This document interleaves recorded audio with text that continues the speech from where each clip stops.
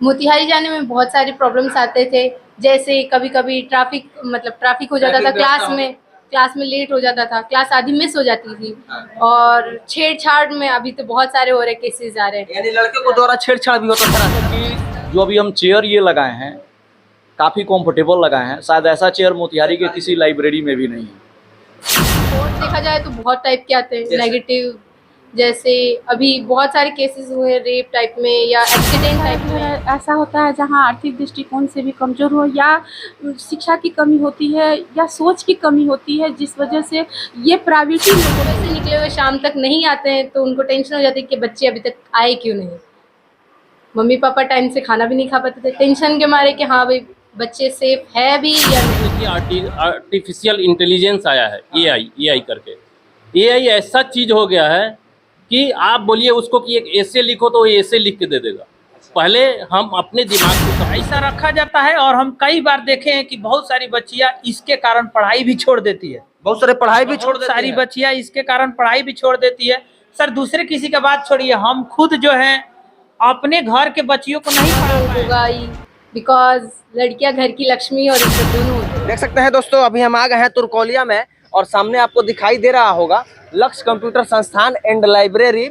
लक्ष्य कंप्यूटर संस्थान जो है आप देख सकते हैं सीधे सीधे यह मनीष सर इसके डायरेक्टर हैं और सुबोध सर मैनेजिंग डायरेक्टर हैं। तो आइए सीधे हम बात करते हैं मनीष सर से और सुबोध सर से। तो पहले आपका स्वागत है। नमस्कार, सबसे पहले आप सभी को नमस्कार। यह लक्ष्य कंप्यूटर संस्थान स्थापित करने का उद्देश्य क्या है? देखिए, सबसे बड़ी चीज़ है कि यहाँ के बच्चे मोतिहारी जाते हैं कंप्यूटर पढ़ने के लिए और बहुत ऐसे स्टूडेंट हैं तुरकोलिया के जो स्पेशल लाइब्रेरी ज्वाइन करने के लिए मोतिहारी जाते हैं।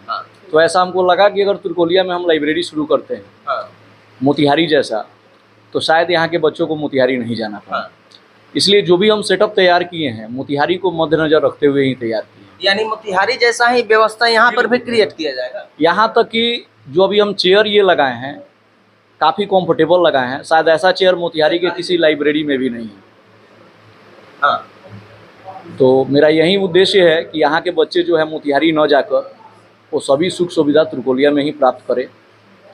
जानते हैं सर, एक बात यह भी है कि जो मेधावी जो छात्र है जिनको ब्रिलियंटता की श्रेणी में रखा जाता है, सारे गणमान्य लोग हैं यहाँ पर, वह कहीं ना कहीं हम लोग का जो सुदूर इलाका जो होता है वहीं से निकल कर आते हैं।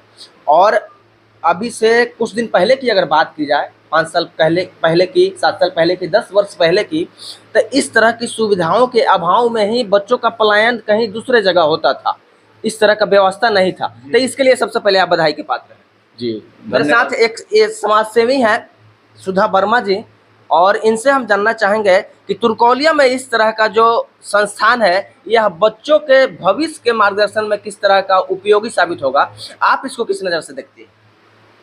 ये संस्थान जो मनीष सर ने खोली है ये बहुत ही काबिल तारीफ़ है। इस बहुत सी सुविधाएं ऐसी होती हैं, बहुत सा घर ऐसा है जहाँ घर में पढ़ने का माहौल नहीं होता है। यहाँ तक कि मतलब पेरेंट्स भी नहीं समझते हैं कि बच्चों के लिए अभी एकाग्रता कितनी ज़रूरत है। बच्चों के लिए पढ़ाई का माहौल का होना बहुत ज़रूरी होता है, तो घर में लोग नहीं समझते हैं। बहुत सारा घर ऐसा होता है जहाँ आर्थिक दृष्टिकोण से भी कमज़ोर हो या शिक्षा की कमी होती है या सोच की कमी होती है, जिस वजह से ये प्राइवेटी लोगों में नहीं होती है।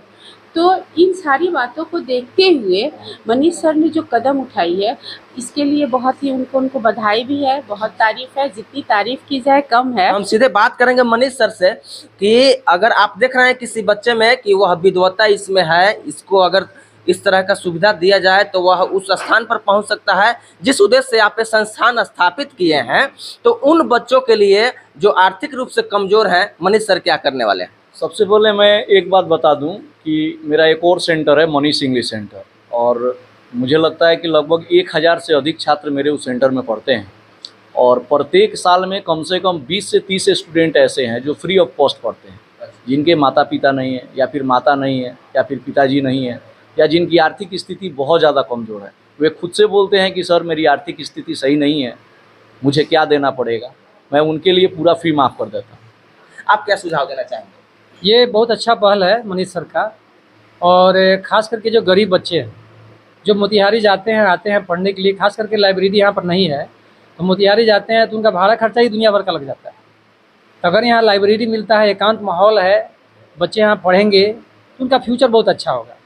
और बहुत ही लो कॉस्ट में बच्चों को जो सारी सुविधाएं यहाँ लाइब्रेरी में जो भी मतलब आधुनिक चीज़ें होती है इन्होंने देने का प्रयास किया है। तो एक तरह से समझिए कि समाज में एक बहुत अच्छी पहल है, खास करके गरीब बच्चों के लिए, जो आराम से यहाँ पर एजुकेशन ले सकते हैं, पढ़ सकते हैं और अपने जीवन में आगे बढ़ सकते हैं। मंटू सर थे जिनका कहना है कि यह जो पहल है यह सराहनीय है। आप अपना परिचय दीजिए सर। मेरा नाम संजीव वर्मा हुआ, पेट्रोल पंप तुर्कोलिया जो है, और हम टास्फरपा तुर्कोलिया के चेयरमैन रह चुके हुए 2000 से 2006 तक। संजीव सर, हम आपसे जानना चाहेंगे कि पहले यह व्यवस्था तुर्कोलिया में नहीं थी, बच्चों को मोतिहारी जाना पड़ता था। हम लोग के समय में हम लोग पटना मजबूरी में जाकर रहे हैं, पढ़े हैं वहाँ से, लेकिन तुर्कोलिया में यह स्थापित हुई है। किस नज़र से आप देखते हैं? इसमें तो बहुत अच्छी पहल है। इस मनीष जी को तो बहुत बहुत बधाई होना चाहिए। कोई भी काम नया जो करता है ना, वो थोड़ा अलग हट के करता है तो वो एक आइडियल होता है। तो मनीष जी इस क्षेत्र में बहुत आइडियल है। और आपको जो लाइब्रेरी जो किए हैं ये तो बहुत ही अच्छी बात है।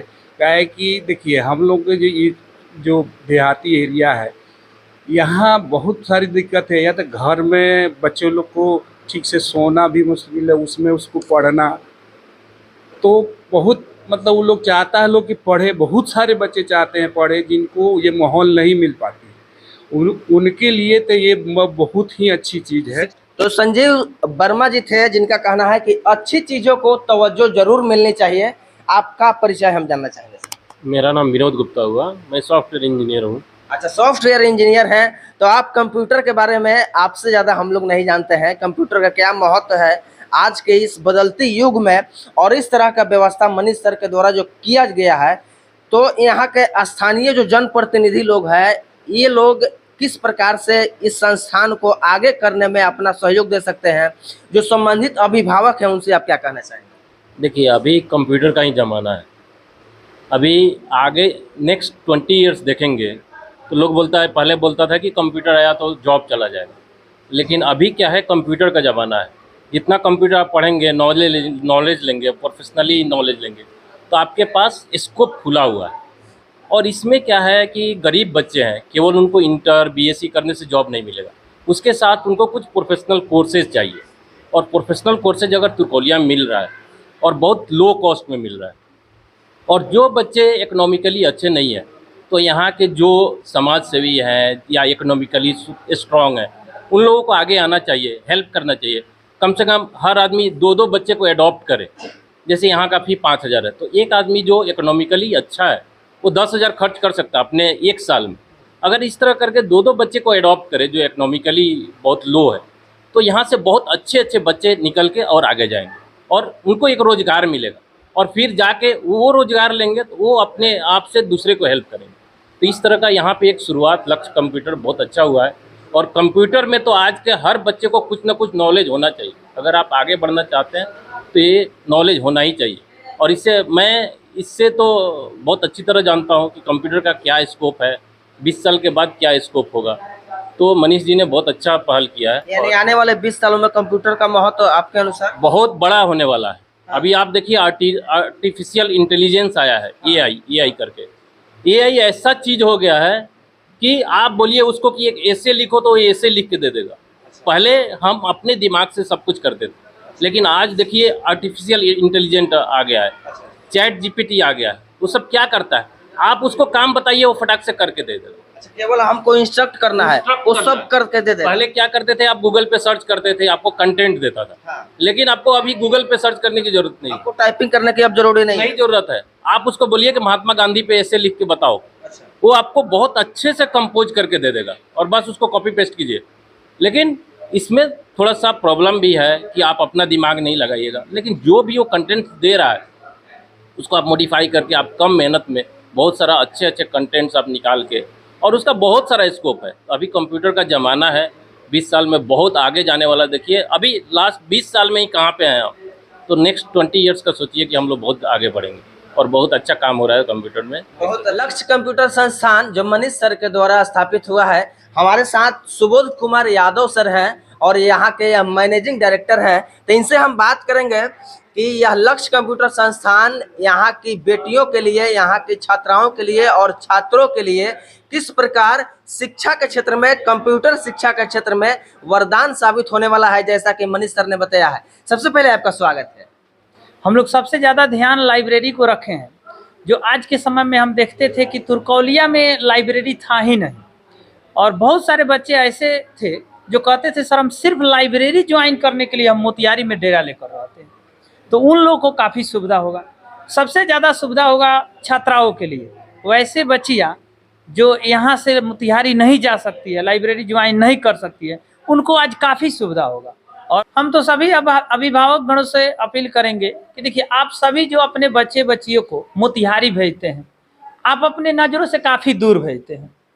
ये जो अभी हम बात बताएंगे थोड़ा सा ऑड होगा, लेकिन आप अपने बच्चे को नज़र से दूर भेज रहे हैं। और माहौल उस टाइप का नहीं है, जमाना उस टाइप का नहीं है। बच्चिया को हम और आप बच्ची का दर्द नहीं समझ सकते हैं कि उसको अगर 10 किलोमीटर दूर जाना है पढ़ने, तो उसको रास्ते में कितने अनवांटेड मटेरियल से जूझ के जाना पड़ता है, और उस चीज़ को जो जूझ के जाती है वो आगे बढ़ती है।